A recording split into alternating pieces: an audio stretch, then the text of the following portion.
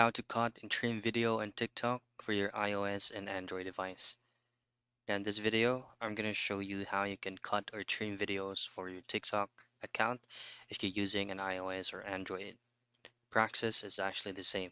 So pull up your TikTok application and make sure that you're logged in. Next is to upload an existing video, or you can record one by choosing on the record button.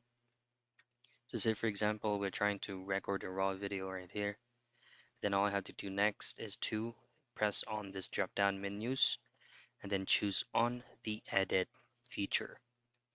Now once you're here, tap on the current video that you uploaded or you recorded at the top, and then you can actually do two simple things.